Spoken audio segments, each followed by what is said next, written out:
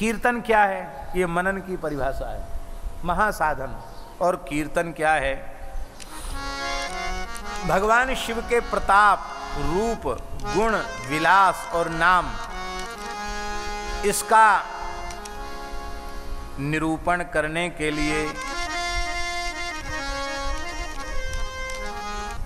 सुंदर सुंदर पदों के द्वारा राग रागनी से युक्त होकर के गाना, ये भी लिखा है। अथवा वैदिक मंत्रोच्चार से गुणगान करना, अथवा पौराणिक स्तुतियों के माध्यम से भगवान की स्तुति करना, ये कीर्तन है। कीर्तन के 3 प्रकार हैं।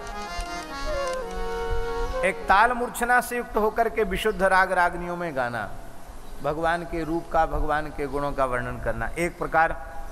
दूसरा प्रकार वैदिक मंत्रोच्चार से भगवान का गुणगान करना, वो भी कीर्तन है। और तीसरा प्रकार है कि ऋषि मुनि महात्माओं ने जिन भावों में भगवान की स्तुति की है, उन स्तुतियों को कंठस्थ करके उन स्तुतियों का पाठ करना, ये भी कीर्तन है। अब ध्यान से सुने, ये श्लोक तो बिल्कुल लिखने योग्य, वैसे तो श्रवण, मनन, निधिध्यासन सभी श्लोक लिखने योग्य हैं, पर ये श्लोक तो विशेष रूप में लिखने योग्य है। एक ही श्लोक में श्रवण, कीर्तन और मनन तीनों को परिभाषित भगवान व्यास जी ने कर दिया है। ये तीनों जीवन में आरंभ कब होते हैं?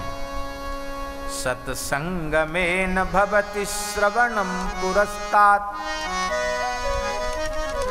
संकीर्तनं पशुपदे रथ तद्दृढं स्यात्, सर्वोत्तमं भवति तन्मननं तदन्ते, सर्वं हि संभवति शंकर दृष्टिपाते, सर्वं हि संभवति शंकर दृष्टिपाते। आहा,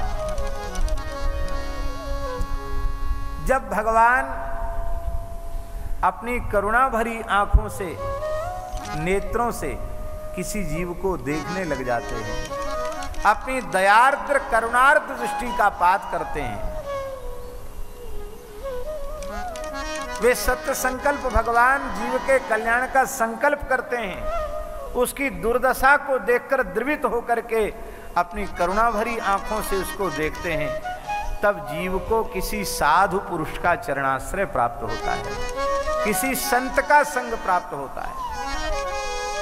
और जीवन में जब संत का संग मिल जाता है, तो संत का संग मिलते ही श्रवण भक्ति आरंभ हो जाती है।